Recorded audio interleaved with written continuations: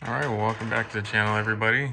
This time I've got the W211 here. We're going to go ahead and put full LED interior on this car.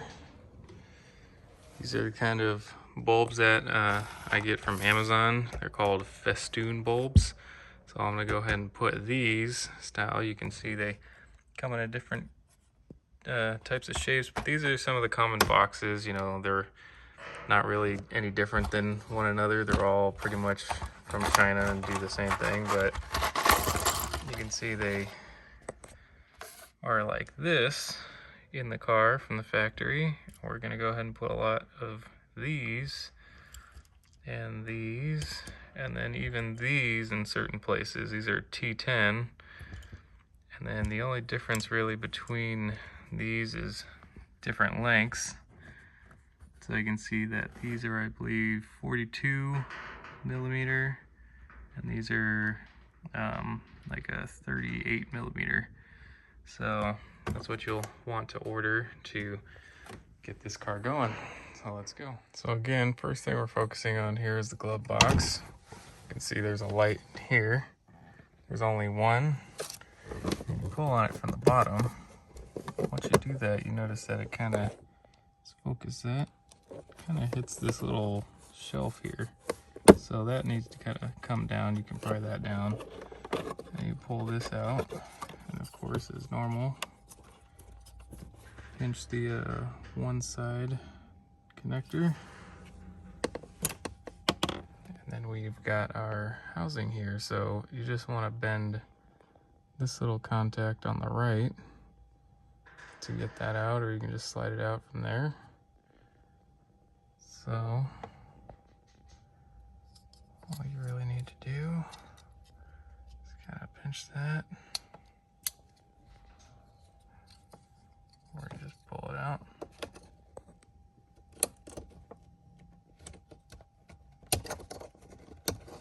Just like that. And then we'll just put in the new one. So the closest bulb to that one is going to be these 38 millimeter. And so what we're going to do is take these, we're going to put it in the closed hole end down here. And you can see it'll just slide into there. You see how it's a little loose? So what we can just do is just bend this contact inward just a tiny bit, not too much. And then it'll be much tighter. Of course, we want it to face outward because this is the light side that's going to be shining. So the heat sink should be facing towards you when you install it. And then you can go ahead and put it back. So then we'll be able to grab our connector again, plug it in. Appreciate how bright it is.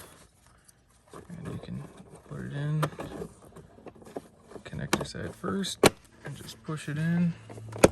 Push our little cover back in, and we're done. The next thing we're going to want to focus on is probably right up here. Well, we've got our visor light here.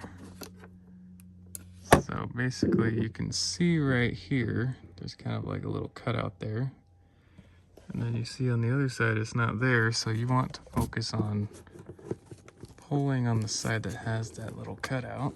Sometimes you need to get a tool or a wedge to kind of pop that out. And typically what I'll do is I'll use something like this. This is a pry tool or a little tiny flathead pocket screwdriver. You can just come up in here, just kind of pry that. If that doesn't work, you can get deeper in there. Sometimes you gotta go a little bit along the side.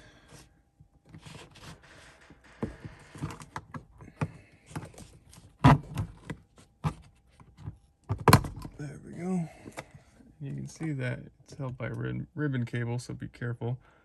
This, we're just trying to flex this in. This thing's pretty stiff, but let's see, we just need to press down here, it looks like. Doesn't look like it's too simple, but it's basically the exact same idea. The exact same connector as the one in the glove box, so we'll just swap that out real fast. I did the exact same thing that I did in the glove box, so nothing crazy there, just bent the connector a little bit the pin so that it sits tight, facing it outward, and then we just push it back in, and we can test it. And we're on to the next one. So next thing we can notice here is that the dome light is very bland and dark, and you can see how much nicer it is on this side. So I'm going to show you how to get in here. You're actually going to have to remove the whole overhead control panel, which will require removing the mirror and the little cover behind it. But don't be too intimidated. It's not super hard. You just have to follow the instructions. So first thing we're going to want to do is we're going to want to remove this little cover I was just talking about.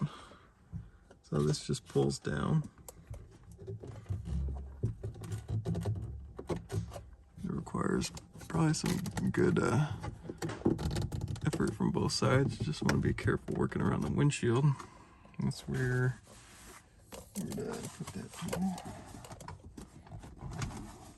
That's where stuff like this comes in handy. So we can pry that on. So basically what we're going to want to do is not spend too much force prying on the windshield. You want to spend a lot more force pulling it this way. And so you can see that this just has a clip here, right there, right there. Just basic clips that pull straight out. And then this little piece will kind of already just come down. That's just clipped in two. The mirror you'll actually grab and just twist 90 degrees to one side, like that. Because all that's held in by is this spring right here.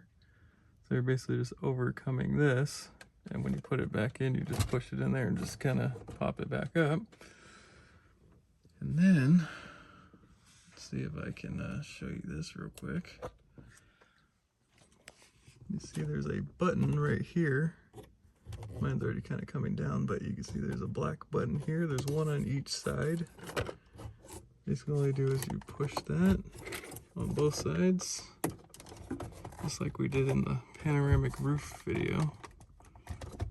And that should just come straight down here.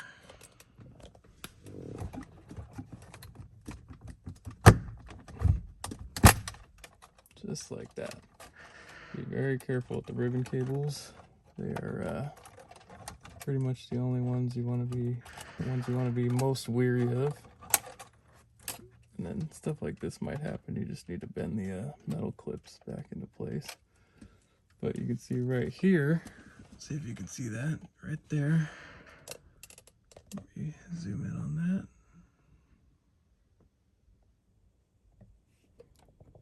Basically, these just twist out, and that's where you're going to put your T10s at.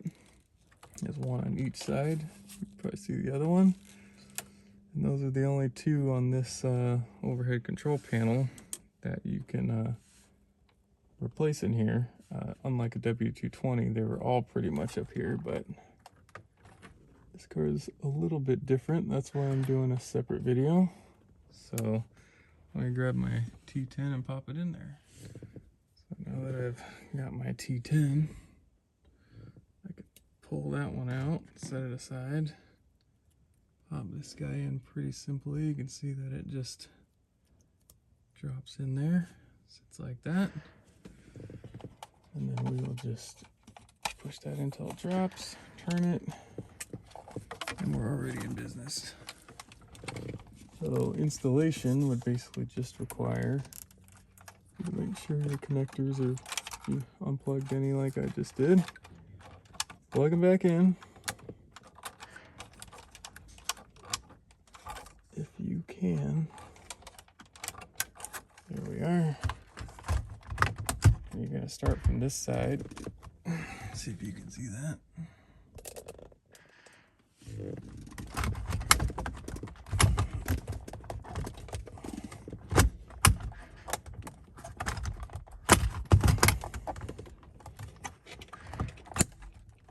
Just need to overcome those clips that are a little messed up.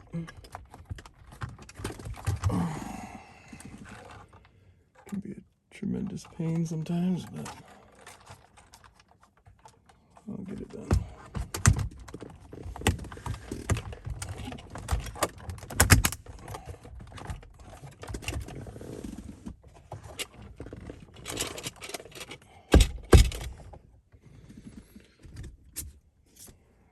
Good to use these sometimes.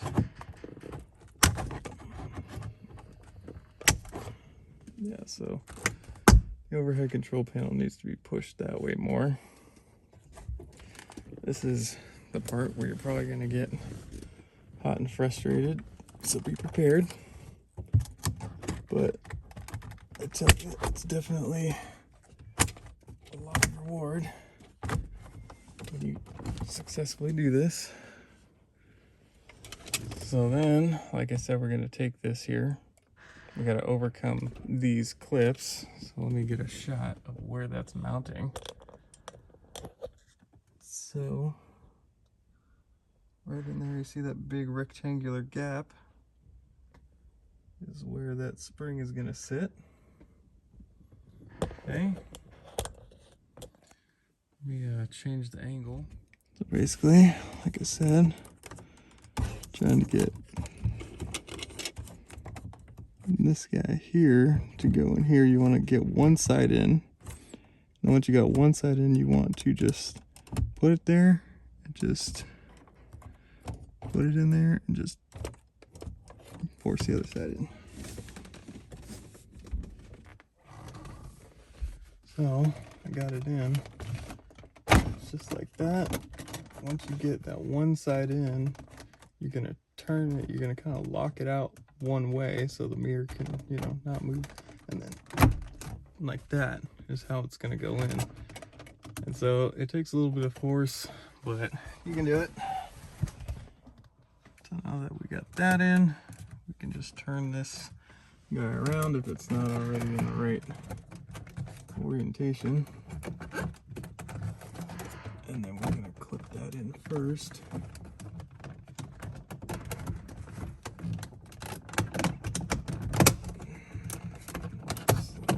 That. And once that's clipped in properly, we'll take our little clip here and push that on. So after a little bit of silicone spray, it went right on. Then you can clean up your headliner and mirror after you got all sweaty and pissed off. So I know that you'll probably get some oil or something on that. Next we can focus on the footwells. If I can look at the driver and passenger footwells. So you see a huge difference there. One caveat to this is that when you're driving, these stay on. With the regular bulbs, they don't stay on. They turn off like they're supposed to. But since LEDs operate with such a low voltage, I'm guessing there's some small amount of leakage. You can see that. That's a big difference between the back also. But again, this one's going to stay on and that one's not. So depending on if you care, if the lights are on, I would do the footwells too, but it does look nice. So here we are in the passenger footwell. Basically there's a thing right there, the little cutout that I was talking about in the previous ones right there. And so it's the exact same connector as the glove box and the vanity mirror light. So you just do the same thing again. So we got those back in there. It's pretty plug and play. And then we've got great looking door panels. Go to the back door and you can see that's what they look like there. So on this one, it's gonna be a little bit different here, but not really. Same exact thing there. Same exact thing. Got our bulb in there. Plug it in. as simple as that. And the whole car looks fresh and newer. So we got the dome light in the back. So you can see how much brighter and cleaner looking that looks. And then we also have these lights that are inside there as well for the reading lights. So basically this is really easy. If you have one of these, you basically just wedge in here on each corner, so to speak. You just want to kind of push and twist. And then this isn't a ribbon cable, so it's a little more robust. But then you can just access these. You just twist out and you pop your T10s in there. So it's just as, damn, it is hot. All right, then you twist those out. Take out the bulbs. Put in the T10s. And then you just twist them all in there. And basically, to get it back in there, let's see if I can get the lights back on. You can see there's these little pegs on each corner. Right there, there, and there is where these guys grab onto. So you just kind of want to put this back up there.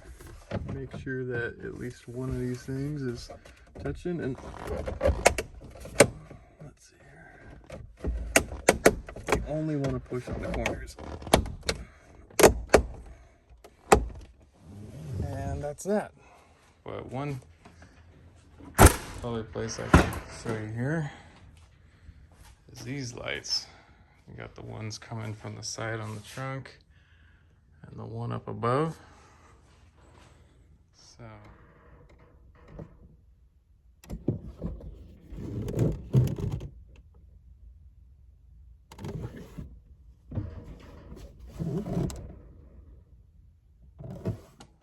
alright, so this one, you just look for that cutout so you don't break it, because if you pull on this end, you're just going to break something.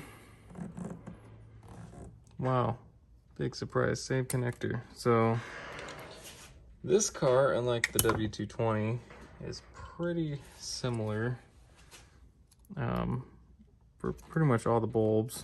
You don't have to worry about too much there. I like to bend that out a little bit so it doesn't touch the metal on the side.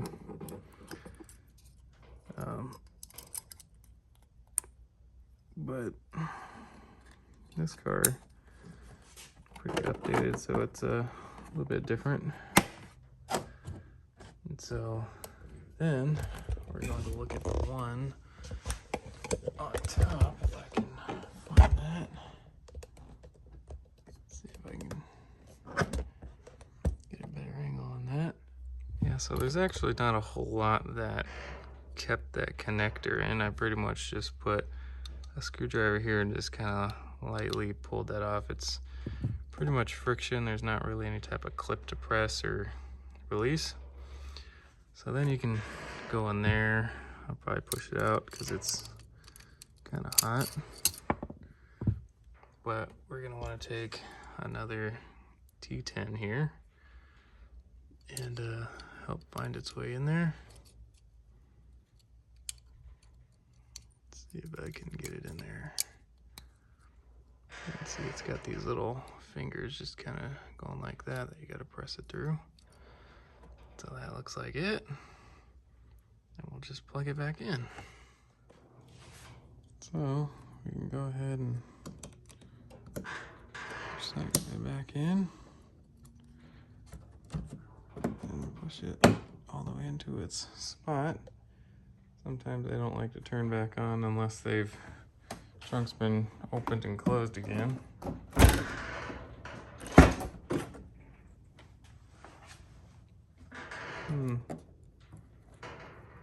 There it goes. Oh, I might not like that one. It might want the ridiculously bright bulb I put in the parking lights.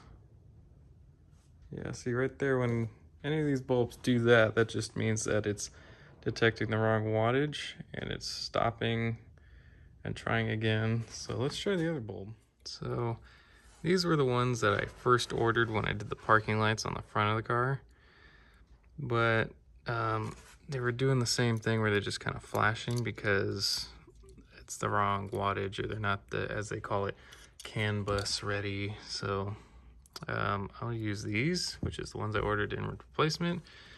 You can see it has about 1 million more LEDs than these do. So it's probably going to be bright as, you know, an exterior bulb. But it's probably gonna be a little harder to get in there, but I don't think it's anything we can't handle. This is just gonna be unnecessary. Once that thing tries to turn on, that's just gonna light up the world here.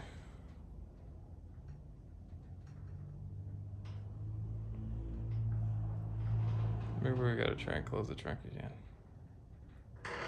Let's see what happens.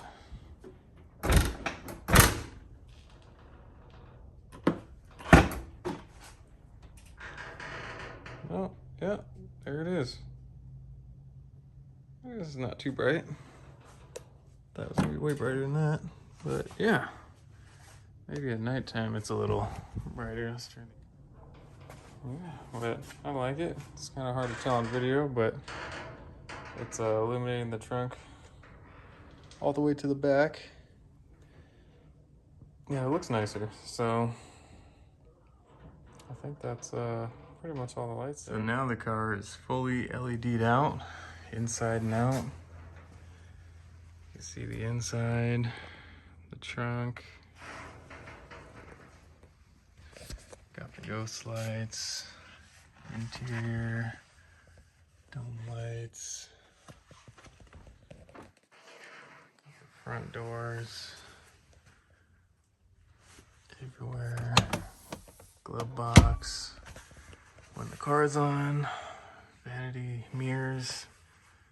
So that's pretty much it. If you guys have any comments or questions, you just let me know. If there's other recommended videos that you have, just put it down in the comments, and as you can probably see, I reply to pretty much every comment. So thanks for watching, everybody.